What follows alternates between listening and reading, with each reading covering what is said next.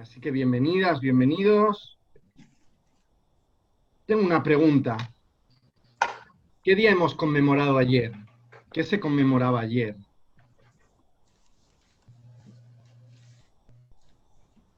Ayer, Hoy es día 12 de Heshvan. Ayer fue, digamos, el día, según el calendario hebreo, sería hoy, Itzhak pero Rabin. Rabin. Yom HaZikaron de Sí, Itzhak sí. Rabin, ciertamente. El día en recuerdo de quien fuera el primer ministro israelí. Sí. Y sin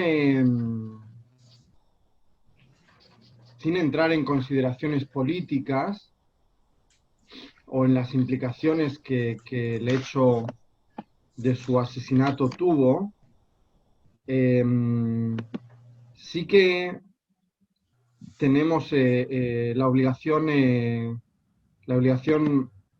ética, moral, de tal vez centrarnos por un instante en una idea antes de comenzar o antes de continuar con nuestro estudio sobre Osea y Mijá y la Haftará de Shabbat Shuvah, un punto eh, para reflexionar sobre la conversación, sobre el diálogo, sobre cómo se establece el diálogo también en el momento de la reconciliación.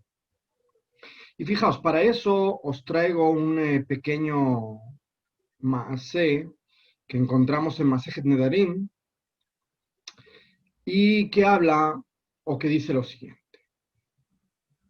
Barbabel, de Salik Leaga de Israel, Nasif Itata, un nacido en la tierra de Babel, que se desplazó a la tierra de Israel, se casó con una mujer, Amarla, Bishlili Treit Alfei, Bishlalei Treit Alfei, Ratajalea. Le dijo, cocíname 2 talfei, que quiere decir en arameo de Babel, en arameo babilónico, significa, cocíname 2 piezas de carne. Pero ella, ¿qué le cocina? Ella le cocina según el significado de la tierra de Israel. Y le cocina 2 lentejas, solamente 2 lentejas. Así que él se enoja. Le majao, amarla, bishlili riva, bishlalei riva. Riva es una medida, es una gran medida una medida bastante abundante. Entonces, ¿qué es lo que hace él? Le pide, cocíname una gran cantidad de lentejas. Y ella, ¿qué hace? De verdad le cocina una cantidad enorme de lentejas. Amarla, zili itili trei buzzini. Hazla, iti lei trei sal. Le dijo, sal y tráeme 2 buzzini. Buzzini tiene 2 significados. Buzzini puede ser o el calabacín, o abatiaj también, hay algunos que dicen, o puede ser también velas. Y ella le trae 2 velas, 2 candelabros. Entonces, ¿qué le dice él? Zili tavri yodhon al resha de baba. Le dice, ve y rómpelos sobre, y aquí de nuevo otra expresión que tiene doble significado, resha de baba, sobre la puerta, ¿ok? Sobre el portón, sobre el portal de la ciudad. Have yetiv baba, bembuta, ababa, vekade en dina, azlat, vetavret, yedhon al rishi, al rishe. Dice, estaba Baba Bembuta. Entonces, fijaos aquí, tenemos Rashe de Baba y tenemos una persona, un sabio que se llama Baba Bembuta. Estaba sentado al lado de la puerta o al lado del portal. Y entonces ella vino y lo rompió sobre la cabeza de Baba Bembuta, porque le dijo Rashe de Baba, que puede ser la cabeza de Baba también. ¿Ok? Amarla, ma adin de Abba de... ¿Qué quiere? ¿Por qué has hecho esto? ¿Ok? ¿Qué significa esto? Amralei, kach tzivani baali. Y ella le dijo, así me ordenó mi esposo. Amar, atasit et retzon baalech, amakom yotzi mimech shnei banim que Baba Bembuta. Y él le dijo, hiciste la voluntad de tu esposo, y entonces que el creador del mundo te dé 2 hijos como Baba Bembuta, como este sabio. Ahora, fijaos qué curioso. Tenemos aquí varios elementos. Por una parte, una persona que se desplaza desde un espacio a otro, y hablamos de un espacio físico en este caso, pero podemos hablar de otro tipo de espacios, como pueden ser espacios ideológicos, espacios culturales, y se encuentra con otra persona que tiene un background totalmente diferente, que incluso el arameo que ella y que él hablan, siendo arameo, tiene sus pequeñas connotaciones. Y vemos que algunas palabras tienen un significado en la tierra de Babel y otro en la tierra de Israel. Y por lo tanto, parece ser que conduce a, no a error, pero sí a una falta de comprensión. Esto por un lado. Por otro lado, tenemos a Baba Bembuta, quien además termina siendo la víctima de estos malos entendidos originados por la lengua. Y cuando vemos esto, y vemos también la reacción de Baba Bembuta, fijaos, Baba Bembuta comienza hablando en arameo, pero termina expresándose en hebreo. ¿Y qué es lo que dice? Primero comienza, parece casi enfadado, ¿no? ¿Por qué has hecho esto? Y cuando ella le contesta que hizo lo que entendió que su esposo le había pedido, él le contesta en hebreo. ¿Ok?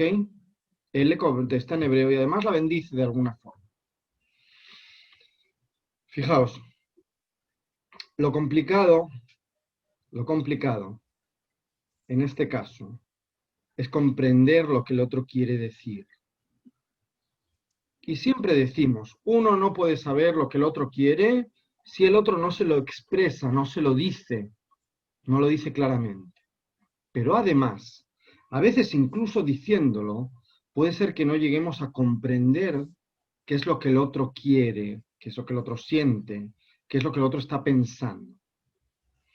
Y esto, en el ta'alij, en el proceso de la tshuvá, es fundamental. Fundamental.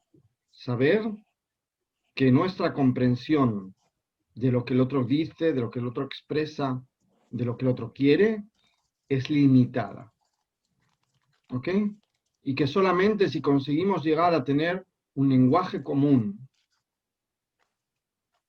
vamos a poder comunicarnos y vamos a poder llegar a un acuerdo. Y ese lenguaje común no se genera a través de la enunciación de órdenes, como hace aquí el Barbabel, el nacido en Babel, ¿ok? Ni tampoco obedeciendo ciegamente las órdenes del otro, sino a través de un diálogo que sea un diálogo completo, que sea un diálogo en el que las dos partes, o las tres partes, o las cinco partes pueden expresarse en una lengua común. ¿Ok? Y fijaos, si hablamos de Dobrei Ivrit, de hebreo parlantes hoy, posiblemente la frase, la única frase que se podría entender en hebreo es la última. Es la última frase. Porque hay un encuentro a lo largo del texto, hay una construcción para llegar a un lenguaje común. Bueno, y con esto comenzamos nuestra clase sobre la Haftará de Shabbat Shuvah, que está compuesta, como ya vimos, por dos Nevi'im distintos. Osea por una parte y Mijá por otra parte. ¿Por qué? Fijaos, hay dos diferentes Nevi'im en este Shabbat. Y la gran pregunta es, ¿por qué dos Nevi'im? Y puede ser que una de las respuestas posibles sea porque uno no puede tener una perspectiva completa de lo que hay que reparar. Por lo tanto, la teshuvá va a existir solamente si conseguimos completar nuestra perspectiva con la visión del otro. Y esto se complementa o se sostiene en nuestro relato o en el relato que acabamos de leer, que acabamos de estudiar. Así que avancemos y veamos el primero de los segmentos. Si alguien tiene, por favor, la Haftará a mano, porque posiblemente os voy a pedir que en algún momento leáis alguno de los versículos, sí que os lo voy a agradecer. Así que una voluntaria o voluntario que por favor tome el Tanaj y lo abra en Shabbat Shuvah, en la Haftará de Shabbat Shuvah. Bueno, el primer pasuk dice: Shuba Yisrael ad Adonai Eloheja ki hashalta va'avoneja. ¿Quién nos lee la traducción solamente del primer pasuk, por favor? Vuelve Israel a Adonai, a tu Dios, que Kashalta, no sé qué es Baboneja. No, quiero la traducción, Rita, la traducción del Tanaj. ¿Alguien tiene un Tanaj? Sí, estoy acá. Aún lo estoy buscando, pero... Yudalet Bet. Bet, Shuba, acá está. Vuelve, oh Israel, al Eterno tu Dios, porque tropezaste en tu iniquidad. Ok. O sea, cometiste una transgresión y tienes que retornar. ¿Ok? Shuba. De aquí viene el nombre de este Shabbat, como bien sabéis. Y hay tres palabras que llaman mucho la atención. La primera es Shuba, regresa, retorna, vuelve. La segunda es Ad y la tercera Ki.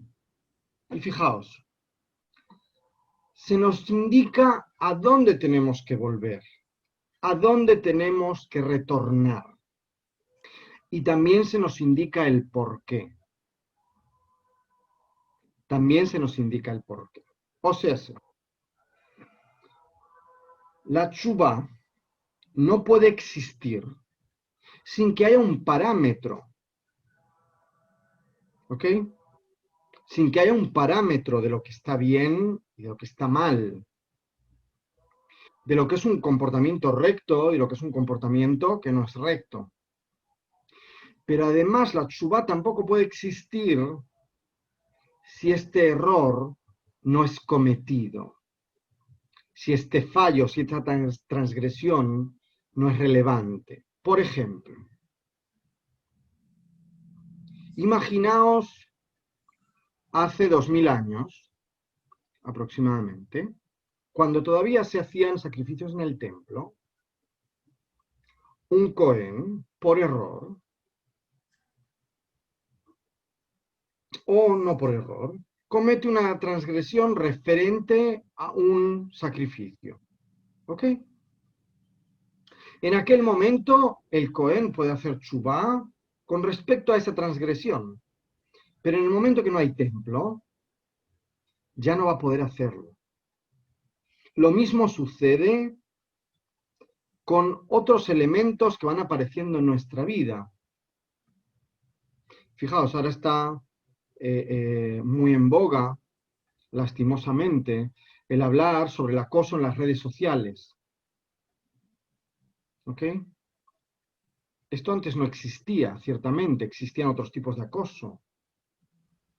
Bueno, aquí es donde tenemos la obligación como educadores judíos, como líderes comunitarios, también de saber qué quiere decir la shuv, qué quiere decir hacer teshuvah, qué quiere decir retornar,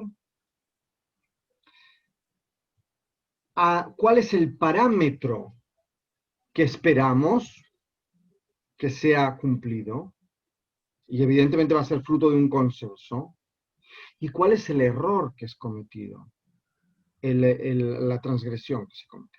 Fijaos lo que dice Ibn Ezra sobre este pasuk. En esta ocasión, en esta clase, vamos a tener el honor de que nos va a acompañar el Perús de Ibn Ezra, que sí se conserva para algunos libros del Tanaj. Shuba dice, me'at ad Hashem. Shuba, retorna, poco a poco, hasta el Creador del mundo. Fijaos, poco a poco. No se trata de hacer un cambio radical. Se trata de un proceso en el que hay reflexión, en el que hay interiorización. ¿Ok? Y ese proceso es, como os decía yo ahora, Shuba ad ki. Retorna hasta por qué. Betan ki kasalta baboneja, ve'em mi yakimeja, rak Hashem levado. ¿Por qué dicen, erraste o porque cometiste un error, o caíste en tu transgresión? Porque nadie más te puede levantar si no es el creador del mundo, nos dice Ibn. ¿Quién nos lee el pasuk 3? Rita, no sé si lo tienes a mano. Y lo tengo acá. Dale. Procuraos palabras y retornad al Eterno. Dile, perdona toda iniquidad, acepta lo que es bueno y te ofreceremos por holocausto el sacrificio de nuestros labios. Ok.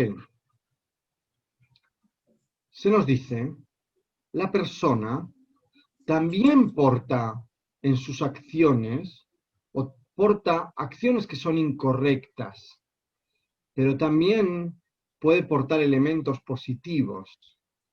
Y también están con él siempre estos elementos positivos. La transgresión es algo puntual. Y sin embargo, esos elementos positivos se encuentran siempre en la persona. Y también Ibn Ezra nos dice algo muy interesante.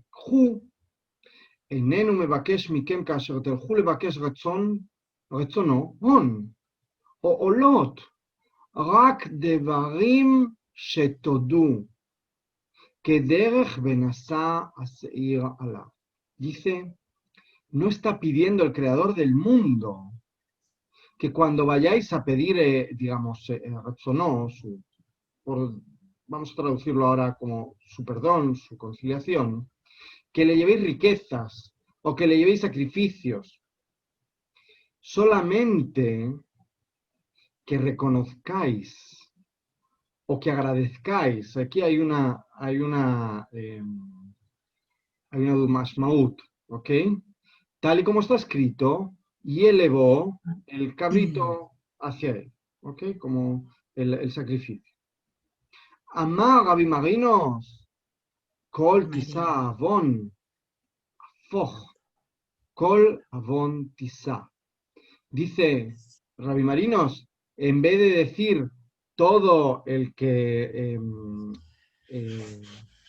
el que lleva o el que porta una transgresión, que diga que portará o que elevará todas esas transgresiones. ¿Ok? Podrá soportarlas, podrá, sí, podrá aguantarlas también. והנכון, כל אשר תישא עווננו נשוב. Y dice, y Benesra, no es esta la intención, sino que siempre y cuando estés dispuesto, dice, se refiere al creador del mundo, a sostener, a aguantar nuestras transgresiones, podremos retornar a ti. ¿Ok? בכך טוב, מעולה, הוא הדיבור הטוב שנוכל לומר לפניך, והתם להתוודות. ורבי יוסי אמר, מיעוט מעשים טובים. Dice, ¿qué es lo que tenemos que portar? Aquellas cosas buenas, nuestras palabras buenas, para que podamos decirlas frente a ti. Dice, ¿y qué es el significado? ¿Qué significa esto? Hacer vidui, hacer la confesión que hacemos en Yom Kippur. ¿Ok? Ashamti, Bagadeti, Bejule. Y Rabbi Yossi dice, las pocas acciones buenas que comete que hace la persona. Así que fijaos, lo que se nos pide en este momento, en el proceso de la tshuvá, no es solamente que vengamos con todos los errores que cometemos, sino que también seamos capaces de reconocer que una parte de nosotros, o que nosotros, también tenemos comportamientos positivos que realizamos continuamente. Estamos en el pasuk 4. Sí, More, perdón. perdón, hago una pregunta con respecto al pasuk que recién estabas leyendo. Sí. ¿Es una metáfora esto de, porque no, o sea, mi brit no llega tanto como para entender si es una metáfora esto de que tus labios sean como toros, o sea, sí, donde dice uneshalema parim sefateinu, sí, como dice en realidad que, o sea, que tomes tus palabras y después habla de los labios, entonces no entiendo muy bien o sea, si es una metáfora o si está escrito de una manera donde en realidad es o sea, es a partir de eso hacer lo que dice hacer un corbán. Esto que, es lo que me complica. Bueno, Diego, en este pasuk, en estas palabras, se fundamenta gran parte de lo que nosotros hacemos en Yom Kippur, de las tefilot, de los viduim, ¿ok? En este pasuk precisamente. ¿Por qué? Porque Keitzad neshalem et korbanotenu, et korbanot shelanu. ¿Cómo vamos a poder elevar nuestros korbanot? ¿Okay? Que se utiliza el verbo leshalem. Lo podemos hacer con nuestros labios, es lo que dice Osea. ¿Ok? Dice, lo que viene a hacer es pagar. Entonces es lo que te preguntaba, es una metáfora de lo que sería, porque como empieza hablando de las palabras, es una metáfora de lo que sería, lo que antiguamente hubiera sido un corbán. O sea, entregar... Ah, ok, dice, entendido. Eso entra mi duda. No lo que antiguamente, date cuenta que en la época de Osea... Bueno, sí, todavía están en el templo, es verdad, sí. Y todavía va a seguir existiendo. Sí. Pero él genera una especie no de realidad paralela, sino que van juntos, ¿ok? El hecho de que yo ofrezca estas palabras positivas o mis buenas acciones, viene a reforzar la idea también de los korbanot. Se retroalimentan. Y lo que viene a decir Osea es, no es suficiente con ofrecer el corbán, el pedazo de carne, sino que además también con nuestras palabras, con nuestras acciones. ¿Ok? Bueno. Gracias. A vosotros. Continuamos y llegamos al pasuk 4. Rita, por favor. Asiria no nos salvará. No montaremos más caballos, ni apelaremos más a los dioses que son obra de nuestras manos, porque en ti el huérfano haya misericordia. Ok, fijaos, aquí a lo que se refiere el pasuk es en quién puede confiar la persona, ¿ok? ¿Qué debe ser el sustento de la persona? Y dice al Suslon Irkav, habla de los caballos, esos caballos que Ibn Ezra nos recuerda que son los caballos que vienen de Egipto, que eran traídos de Egipto, ¿ok? Los caballos que utilizaban en la tierra de Israel. Pero dice, tampoco a Ashur y a su rey, que pudiera parecernos que nos vienen a apoyar, que nos vienen a ayudar, que nos vienen a sostener. No podemos confiar tampoco en ellos, porque tienen sus intereses. Fijaos qué relevante es esto siempre, siempre, siempre en la vida, cuánto cuidado hay que tener. Cuando alguien viene a hacer lo que se llama en hebreo matanat hinam, en matanot hinam, ¿ok? No hay que, sobre todo cuando uno habla de este tipo de cuestiones en las que hay intereses de por medio. Bueno, uno tiene que observar, cuando viene ese rey de Asiria, ¿ok? En ese caso, no confiéis en él, está diciendo el profeta. Y tampoco creéis que vuestros caballos os van a salvar. Y no llaméis Dios a las acciones de vuestras manos, a lo que creáis con vuestras manos, a lo que hacéis con vuestras manos. ¿Por qué dice esto? Habla por un lado de la idolatría, pero fijaos también hasta qué punto a veces la persona puede caer en la situación de confiar demasiado en lo que hace, de estar demasiado confiado, creer que todo lo puede y termina cayendo y dañándose. Y es un dolor intenso el que genera esta situación. Bueno, aquí el profeta nos previene de eso. Ojo, ojo. Nos lo dicen también en Pirkei Avot. Alta amin beatzmecha adyom mitatcha. No confíes en ti mismo hasta el último de tus días. No creas que vas a ser capaz de mantenerte firme frente a la posibilidad de corromperte, de convertirte en una persona corrupta. Trata de no acercarte a los espacios que están ahí en el gris para que no pises en la zona que no hay que pisar. Continuamos. El pasuk 5, Rita, por favor. Sanaré sus apostasías, los amaré generosamente, porque mi ira se ha apartado de él. Bueno, de nuevo aquí se nos recuerda que existe la posibilidad de retornar, pero fijaos cuál es la condición, que ya se apagó la ira. Al nos dicen, no busques a tu amigo cuando aún está enfadado, ¿ok? Así que también con respecto a la chupa. 6. 6 hasta el 8. Seré como el rocío para Israel, florecerá como el lirio y ahondará sus raíces como cedro del Líbano. Se extenderán sus ramas, su belleza será como la del olivo y su fragancia como la del vino del Líbano. Ok. Lo traducen como lirio. Lo que está escrito aquí es Shoshana. Shoshana es la rosa, una rosa. Y fijaos lo que nos dicen. Fijaos lo que nos dice Ibn Ezra. Dice Ederi también está traducido como lirio. Bueno, posiblemente había una... Es más linda la poesía, la traducción siempre es más bonita. Claro, pero igual dice lirio. Pero Corina, ahora vas a entender por qué es importante que sea una rosa y no un lirio. El lirio es una planta... un segundo. Sí. Lo que yo tengo en portugués se traduce como rosa.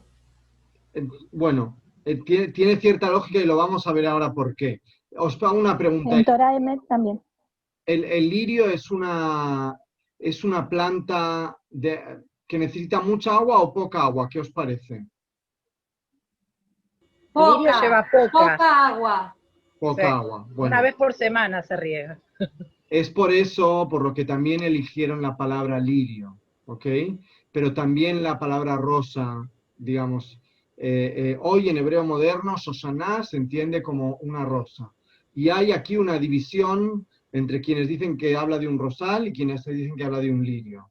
Por eso, ahora, utilizando cualquiera de las dos imágenes, nos dice Ibn Ezra, ¿cómo interpreta él toda esta historia? Dice, Afar Shorasham Yavesh, Vayivosh Mekoro, והשושנה תפרח מהרה.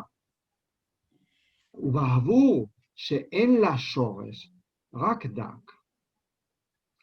אמר ושורשיו יהיו כשורש ארצי לבנון. Dice, compara aquí a la tierra al pueblo de Israel, ¿okay? Lo compara con las raíces o con el rosal o con el lirio. ¿Por qué?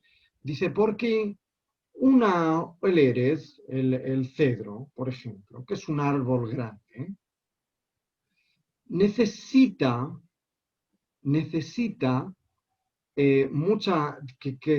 que haya agua en la profundidad, ¿ok? Y si no hay agua en la profundidad, se va a secar, sus raíces se secan y el cedro se va a secar. Sin embargo, el pueblo de Israel va a ser como una shoshana, como un rosal o como un lirio. ¿Por qué? Porque con el agua del rocío le va a ser suficiente para poder florecer. Fijaos cuánto significado solamente en un pasuk, ¿ok?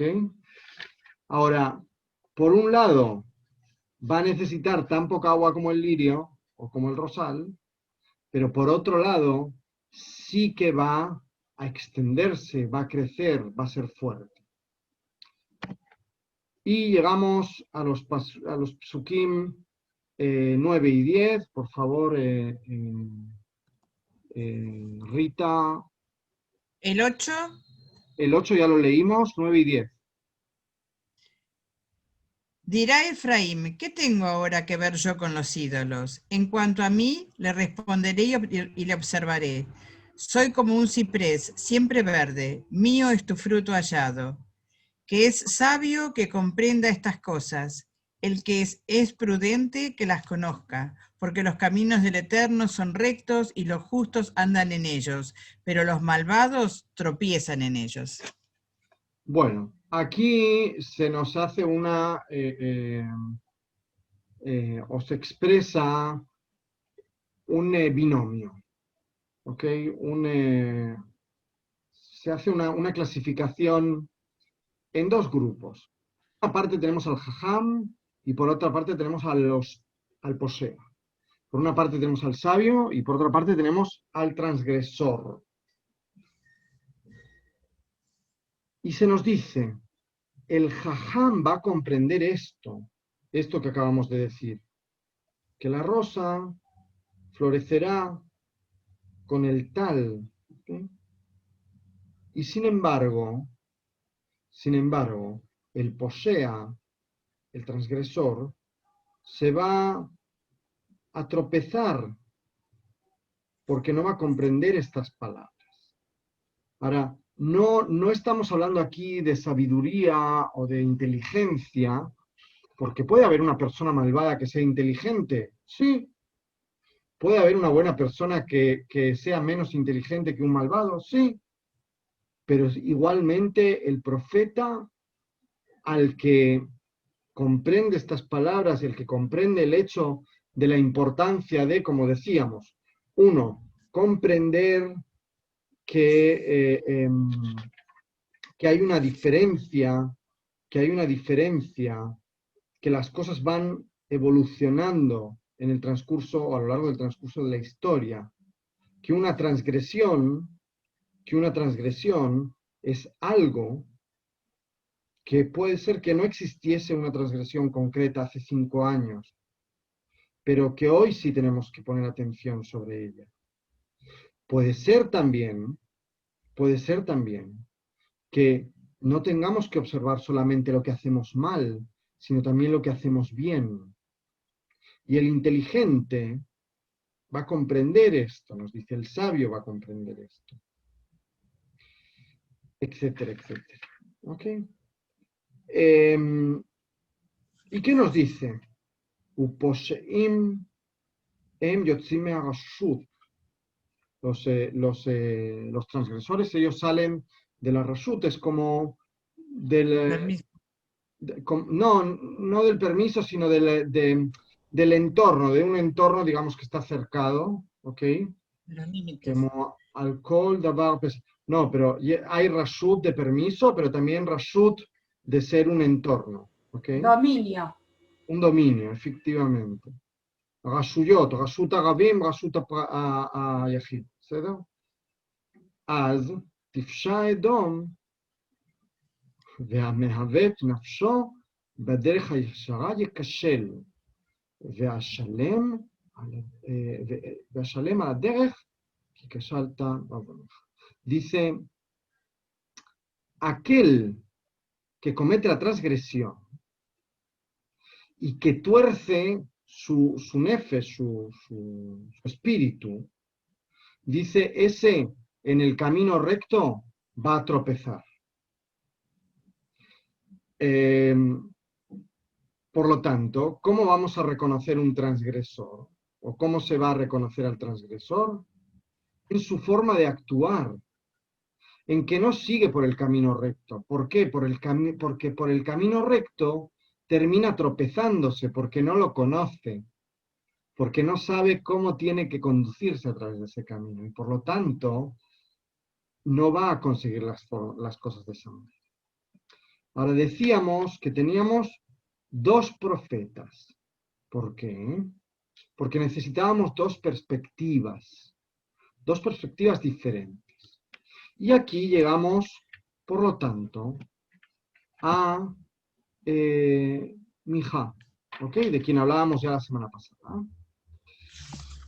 Y sobre Mija no voy a profundizar porque tuvimos un encuentro especial en el que vimos la interpretación de Rabbi Moshe Cordovero,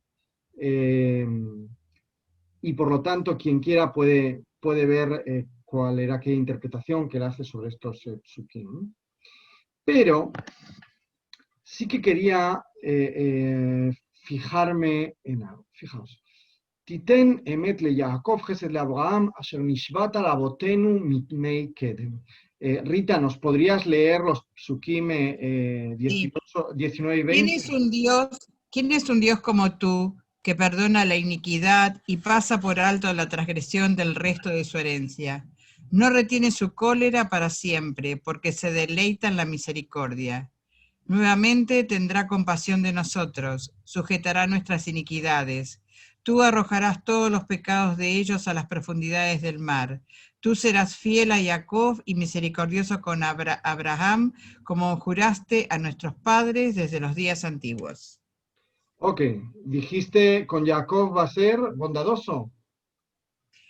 Con Jacob, sí, va a ser fiel, será fiel a Jacob y misericordioso con Abraham.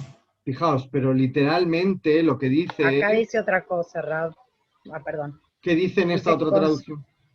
Deri dice, concederás la verdad a Jacob, la benevolencia a Abraham, lo que prometiste a nuestros patriarcas en días pretéritos.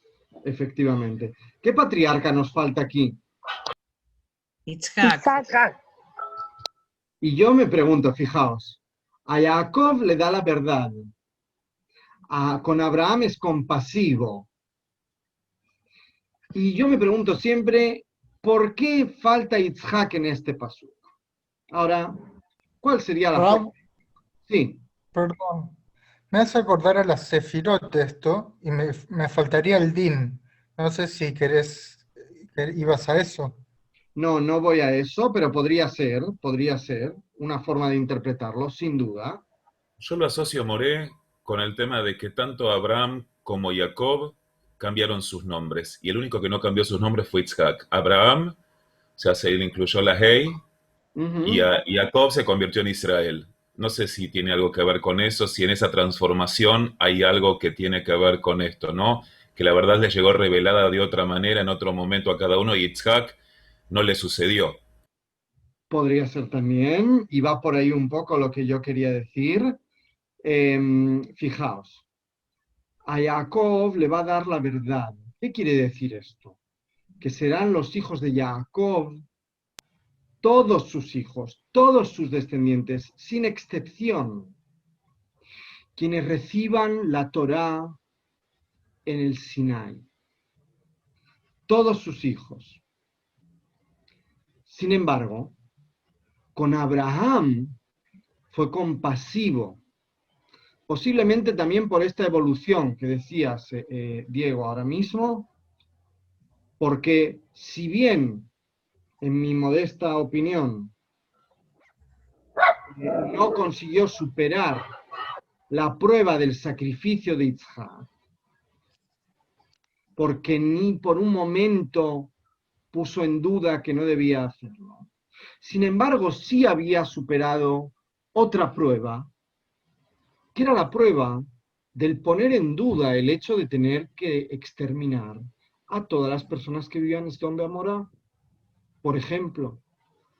Y por lo tanto, el creador del mundo fue compasivo con él, y al menos uno de sus dos hijos recibiría, o sus descendientes recibirían la Torá. Ahora, ¿qué sucede con Yitzhak? ¿Podemos decir que hubo compasión para con Yitzhak por lo poco que tenemos en el texto de la Torá? No parece. Yitzhak es expuesto a una situación que hoy consideraríamos, y es un anacronismo decir esta palabra, pero hoy la consideraríamos traumática. Hoy la consideraríamos traumática. Además, cuando Yitzhak llega a la edad adulta, parece ser también que el hecho de que no se negase lo pone en una situación complicada y por lo tanto tampoco le es entregada a él la verdad como si le es entregada a Jacob. Y por lo tanto, aquí no se menciona a Yitzhak. ¿Ok? Ahora, fijaos, Ibn Ezra va un poco o sustenta un poco mis palabras. ¿Ok? Dice, Titem, Jacob u avinu lejulanu levadenu. Dice, Jacob es nuestro padre para todos nosotros. Cosa que Abraham no. Yitzhak tampoco. ¿Ok? Ki lo yitavu goim achrim imanu. Al ken, כתוב אלוהי ישראל אבינו, לכולנו ולא הזכיר את יצחק. Dice, porque no hubo otros pueblos que salieran de él, ¿no? que estuviesen mezclados entre los hijos de Jacob. Y por lo tanto se dice el Dios de Israel, nuestro Padre, que es nuestro Dios, y no recordó a Yitzhak. Perdón, Rab, pero de Mitzrayim salieron montones mezclados. O sea, no Sí, es pero tan así. Iris, no estamos hablando de algo biológico. No estamos hablando de descendencia biológica, ¿ok? Si me אבל הוא מדבר על יעקב כאבינו, Nahón, Jacob es Israel. Israel, נכון, todos sus hijos sin excepción, continuaron Sí. siendo parte del pueblo de Israel. sí. Cosa que, אבל cosa que en pero el el caso... pueblo de Israel los incluye, pero no es solamente sus hijos.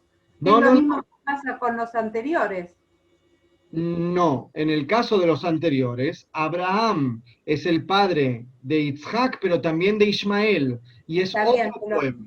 es otro polo. claro, Y en el sí. caso de Yitzhak es Jacob y Esav.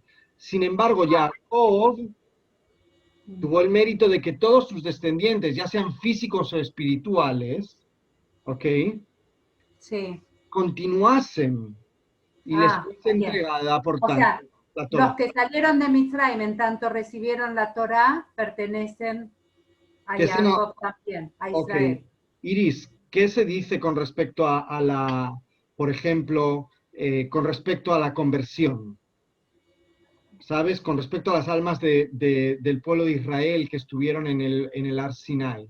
Se dice tanto los que estuvieron antes como los que estaban en ese momento, como los que habrían de venir. Y por lo tanto, estaban las almas de todo el pueblo de Israel, incluido las No, personas por eso que yo estaban decía, no incorporadas. aplica ese grado de pureza que estaba mencionando, por eso, sí. No, Ibn Ezra no habla de pureza racial. Ok, Está hablando de una cuestión espiritual. ¿Ok? ahora sí. Ok, Habla de una cuestión espiritual y siempre lo tenemos que ver desde esa perspectiva. Nosotros podemos tender a pensar en lo racial, ¿ok? Porque evidentemente hay una influencia de un contexto, hay un montón de cosas, ¿ok? Y porque todos los grupos humanos miran desde una perspectiva étnica generalmente.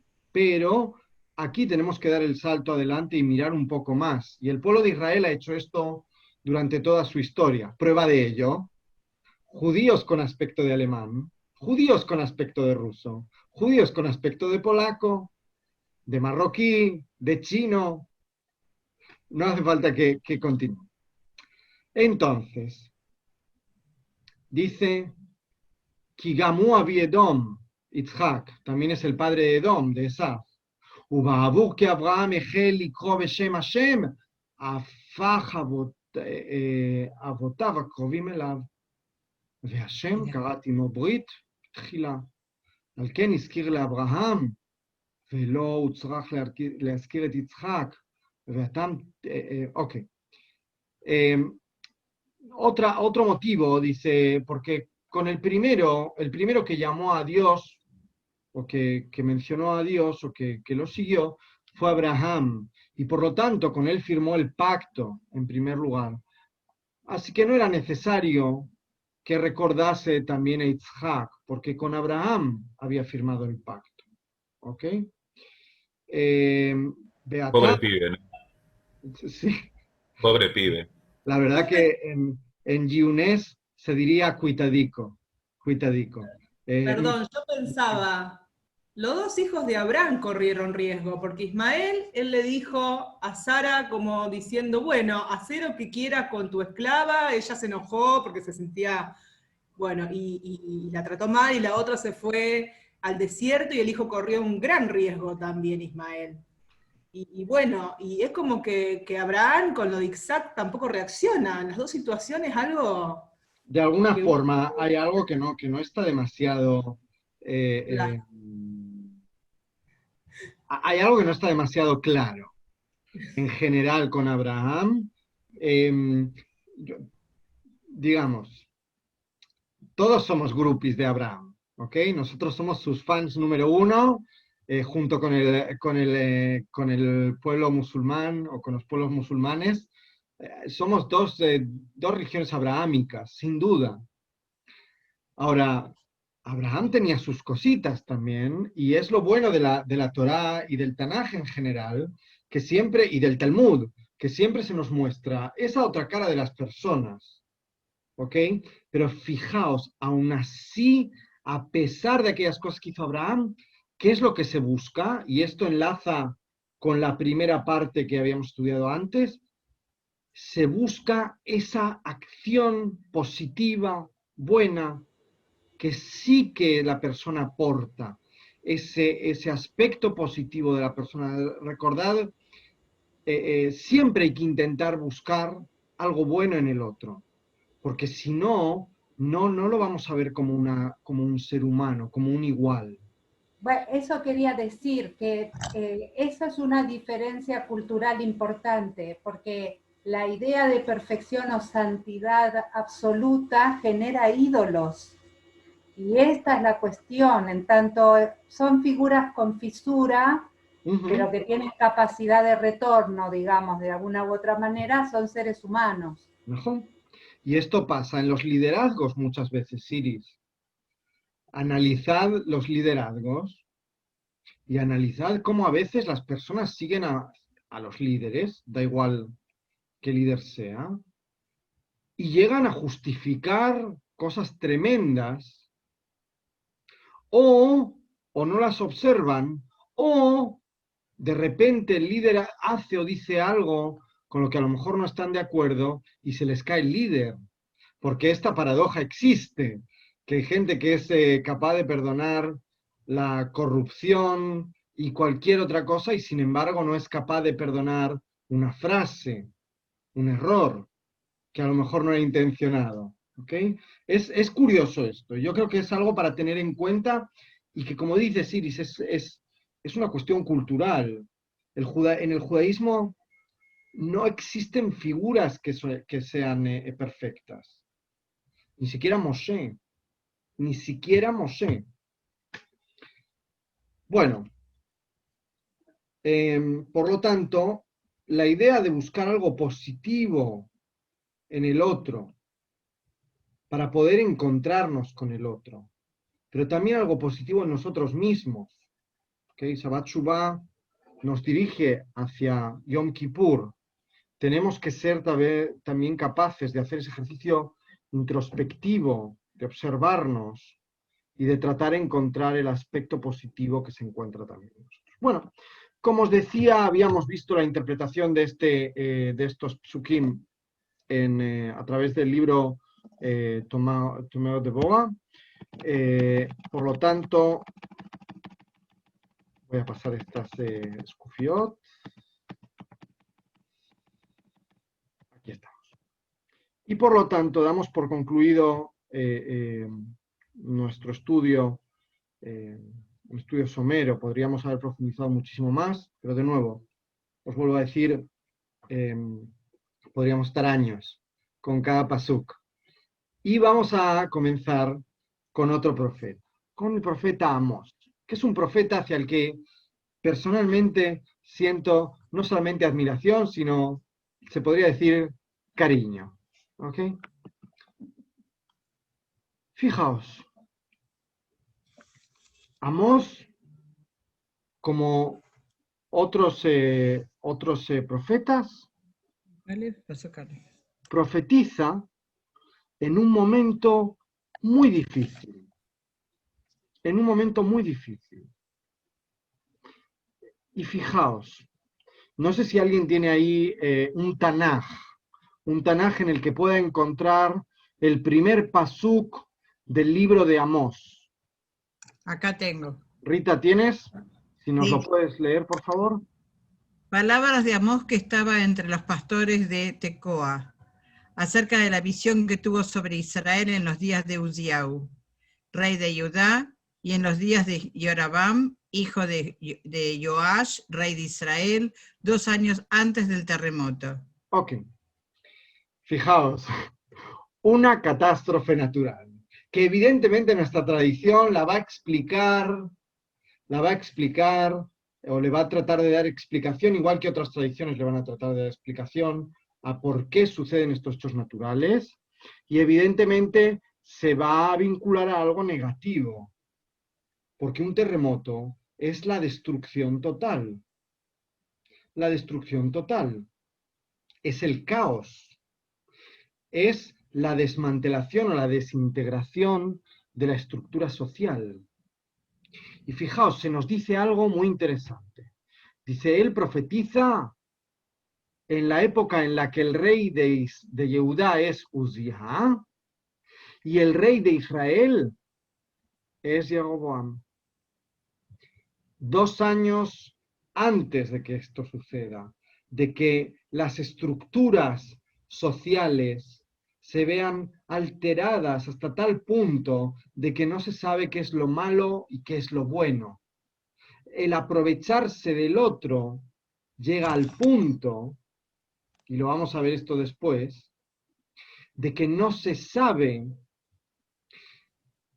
qué es adecuado y qué es inadecuado. Recordáis que hablábamos hace un momento sobre el no acercarse a los grises, porque del gris uno puede caer rápidamente en el negro, ¿no? en el error, en la transgresión, en la falta. Aquí nos lo insinúan también. ¿Okay? Entonces, nos dicen que muchos de los mefarshim, de las personas que interpretan la Torá, nos explican que por qué se genera este terremoto, porque Uzziah, el rey de Yehudá, entró leaktir ketoret, a poner el incienso en el Kodesh HaKodeshim.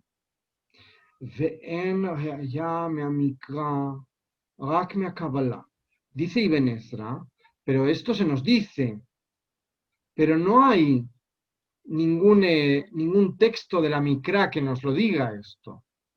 Dice, esto es una tradición oral. ¿Ok? Que הכתוב אומר, כי בימי עוזיהו היה הרש ודבר הגדול היה. Dice, y esto es una tradición oral, tal vez una forma de tratar de explicar por qué sucedió esto. Porque lo que nos dice el escrito es que en el tiempo de Uziyahu hubo este terremoto y que fue algo inmenso. Fijaos, Ibn Ezra aquí hace algo muy interesante. Ibn Ezra dice, estamos hablando de algo trágico, de algo muy duro. Frenemos un momento.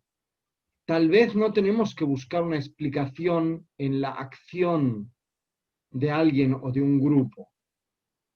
Fijaos, no sé si conocéis Hasidut Satmer, habréis escuchado hablar de Hasidut Satmer. El rabino Joel Teitelbaum fue el fundador de Satmer, pero hay otros rabinos como él que también estuvieron en la época de la Shoah. Algunos sobrevivieron y otros no, que trataron de explicar esa época.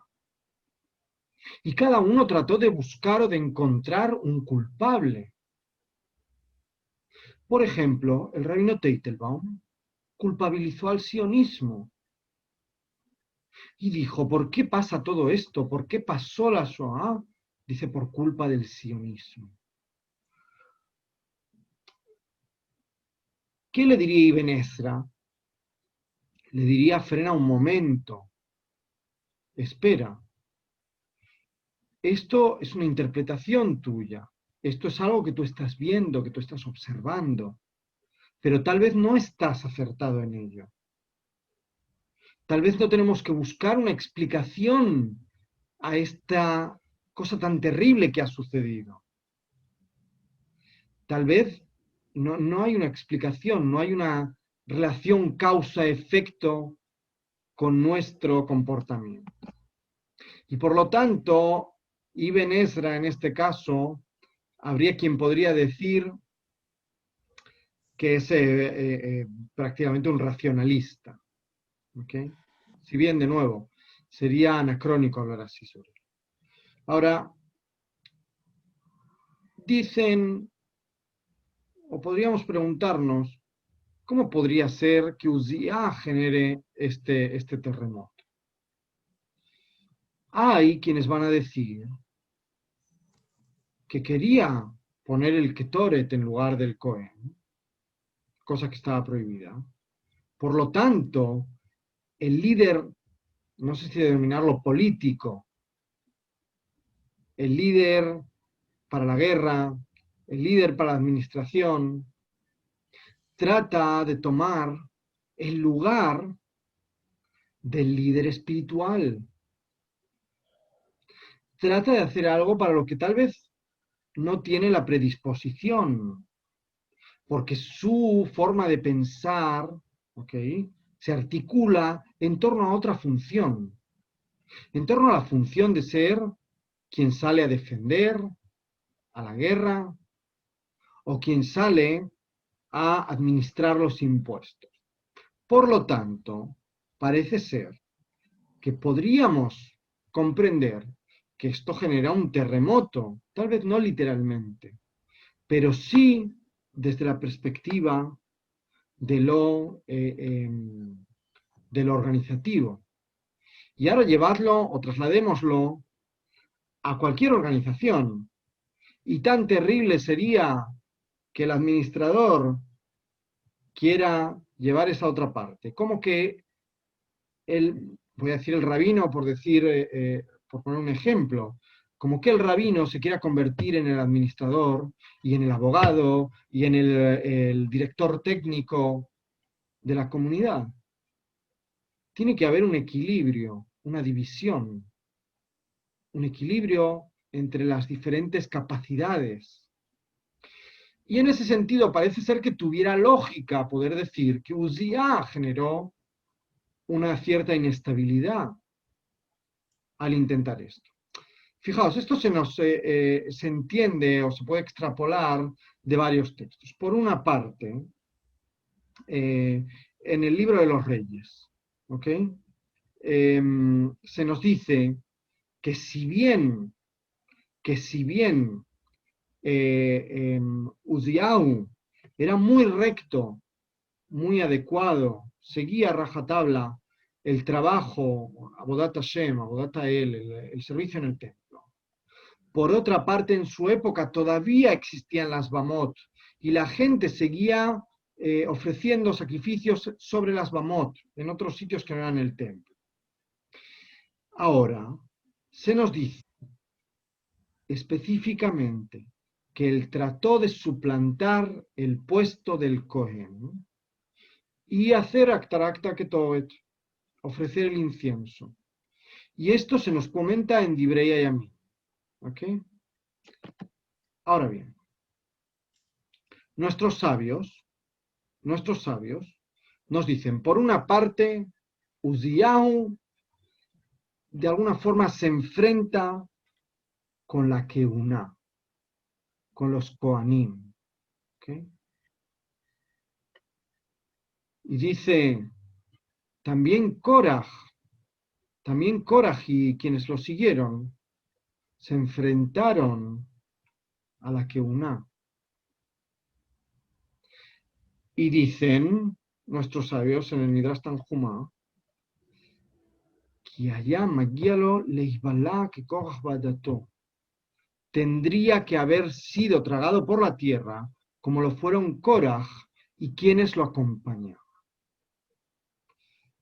Hazal, nuestros sabios, tenían muy claro que esta intromisión o este intento de aglutinar todos los poderes bajo una sola mano era un error y no debía cometerse, era una barbaridad. Y que hay que compartir ese espacio, el espacio de la decisión. Pero no solamente eso, fijaos. ¿Recordáis que hablábamos de esta división en periodos anteriores? En periodos anteriores hablamos Moshe, Miriam, Aarón, Moshe y Yoshua bin Nun. Yoshua bin Nun también tiene a los ancianos para aconsejarse. Después tenemos la época de los jueces. ¿Recordáis el liderazgo de Débora y Barak? Un liderazgo muy distinto. Débora buscando la estrategia, tratando de animar. Barak llevando adelante otro tipo de acciones, a veces de inacciones. Lo hemos visto también en David y en Shmuel. Y ahora lo vemos en Uzziah. La necesidad que nuestros sabios veían en que existiese esa división. Rab, perdón. Sí. Un minuto. Vos mencionaste a Moshe, pero eso no fue inmediato, hasta que Yitro no tuvo que hacerle ver o hacerle pensar que, o sea, inmediatamente el hombre no tiene esa característica. es un proceso. Tienes toda la razón y es un aprendizaje de quien ejerce una tarea de liderazgo, ya sea un maestro, ya sea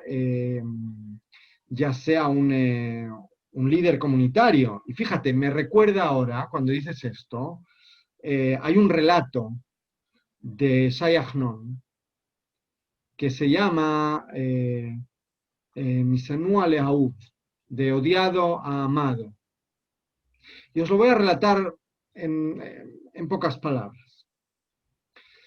Lo que cuenta Shai Agnon es que hay una persona que está en Jerusalén, que sale hacia Talpiot, cuando todavía no estaba edificado Talpiot, porque quiere encontrarse con la brisa fresca, ¿okay? Con el aire, con el viento que se mueve. Y construye, como hay bastante viento, construye en primer lugar con una tela y unas tirantes, construye una tienda de campaña.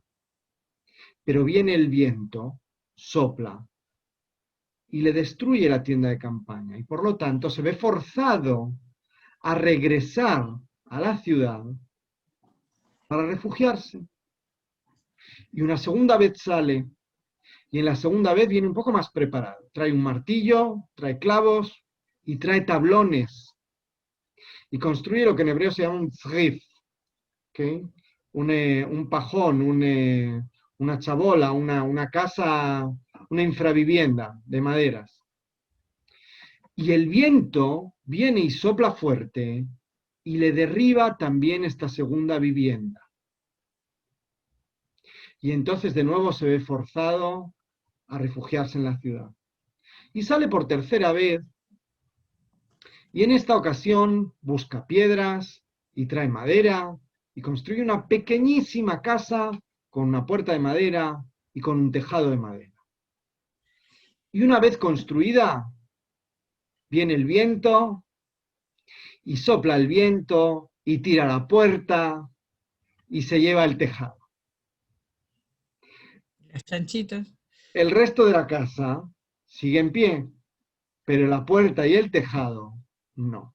Así que Ese no es sujeto cayer, ¿eh? Así que tiene que marcharse a la ciudad de nuevo. Fijaos, que ahora viene el final y es lo importante. Tiene que marcharse a la ciudad de nuevo y refugiarse allí. Y decide de nuevo que quiere de verdad poder llegar a este espacio, poder residir en Talpiot. Así que en esta última ocasión toma piedras grandes y madera y tejas y lleva consigo a personas para que le ayuden a construir una casa con cemento. Y entonces viene el viento y el viento le saluda y le dice hola, cuando ya está todo construido y él está dentro. Y le dice hola. Y le dice, veo que has construido una casa. Sí. Y el viento sopla e intenta tirar la puerta y no lo consigue. Sopla e intenta romper la ventana y no lo consigue. Y sopla e intenta llevarse el tejado y tampoco lo consigue. Y el viento se marcha. Deja de ser una amenaza. Pero además, nuestro amigo sale y empieza a plantar árboles y plantas que lo que hacen es que con el tiempo ese viento pase a ser una brisa. Fijaos, el relato de Shai Agnon se puede observar desde muchas perspectivas. Pero a mí siempre me llama la atención de este relato, de cómo el viento pasa de ser un enemigo a ser un colaborador, un compañero. Lo que más me llama la atención de este relato es que en la tercera ocasión el protagonista se da cuenta de que necesita salir acompañado, de que para construir algo estable necesita de otras personas. Como dice aquello, me lo recordaba el otro día Alex, si quieres llegar rápido, camina solo, si quieres llegar lejos, camina acompañado. Bueno, esto es lo que nos enseña también ese relato de Shai Agnon, entre muchas otras interpretaciones que tiene os recomiendo que lo leáis, es un texto muy interesante. Ahora, ¿qué estaba sucediendo en aquel momento tan difícil en Mamlejet Yehudá, con un rey intentando tomar otras atribuciones? ¿Qué estaba sucediendo del otro lado de la frontera, en el reino de Israel, donde Jeroboam es el rey? Y de Jeroboam se nos dice, por una parte, que hacía el mal a los ojos de Dios, y así se nos dice en Melahim, en el libro de los Reyes. Pero también sabemos que en aquella época se genera un vínculo económico muy importante y comercial entre el reino de Israel y el reino de Yehudá. Y este crecimiento económico, tal y como lo denominaríamos hoy, lo único que hizo fue generar desigualdades. Desigualdades especialmente se sintió esta pobreza aparentemente en el reino de Yehudá. En el reino de Yehudá. Y además apareció la corrupción. ¿Ok? Entonces, vino Amós. Amós viene precisamente a denunciar toda esta situación. Esta situación de corrupción, esta situación de desigualdad. De nuevo os digo, Amós es posiblemente uno de los profetas más interesantes y más aplicables en cualquier época, porque su concepto de la justicia es un concepto integral, no un concepto técnico, sino un concepto que observa también no solamente lo que está escrito, sino lo que falta por escribir, o lo que no es necesario escribir. Y en ese sentido, su concepto de justicia es mucho más amplio. Bueno, con esto vamos a detenernos hoy aquí, para continuar la semana que viene con la Haftará de Parashat Vayeshev. Así que os recomiendo que la leáis, y la semana que viene vamos a comenzar a estudiar esta Haftará. Bueno, gracias, Rab. Vosotros. Gracias, Rab. ¿Te puedo hacer una pregunta? Puedes Gracias, hacer Rab. todas las preguntas que quieras. Una pequeña explicación con respecto a algo que estabas explicando antes, sobre el Cohen y sobre el... ¿Podés dar una explicación en 3 palabras del Ketoret? Wow. Yo sé que es complicado, pero en 3 palabras, ¿no? Porque es algo que hoy no se le da como mucha, no se le presta mucha atención, y en realidad el Ketoret Hasamid era como algo que era muy importante dentro del templo, y se habla más de todas otras cosas, pero del Ketoret no se habla acá. Te propongo una cosa. Vaya. Vamos a estudiar el Pitom HaKetoret, y vamos a hablar sobre ello, porque de verdad es un tema súper amplio, que no se puede decir al regelajá, etc. Era un tema muy complejo. La preparación del Ketoret era una cosa muy compleja. Celso, Shabbat Shalom. Shalom. Y más allá de la complejidad, de nuevo, la persona que entraba a Leactira Ketoret tenía que ser una persona que estaba, ¿os recordáis cuando hablamos de Ismael ben Elisha? Que dijimos, llega Ismael, tiene que entrar el día de Yom Kippur al Kodesh HaKodeshim, y está aterrorizado posiblemente. Porque él sabe practicar, suplente, todo. que si hay alguna impureza que se revele en él, va a ser fulminado, va a caer muerto. Fijaos, qué cosa tan terrible. Entonces, el grado de preparación, Diego, para el Ketoret, para poder ofrecer el Ketoret, iba mucho más allá de una preparación técnica, sino también una preparación espiritual.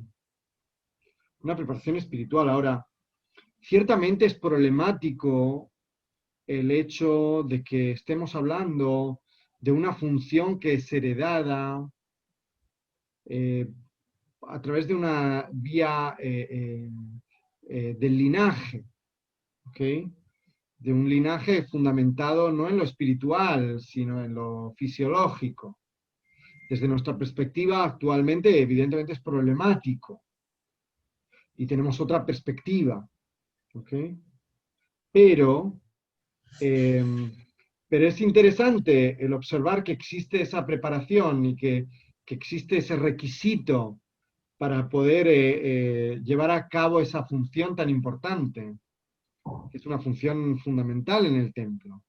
Igual que el Nisuch Hamayim, la ofrenda del agua, de la cual dependen las lluvias del año.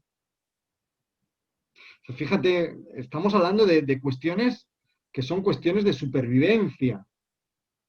Uziyahu intenta, ¿cómo se dice?, llevar adelante una acción de intrusismo profesional. Y eso pone en peligro a todo el pueblo, la supervivencia de todo el pueblo.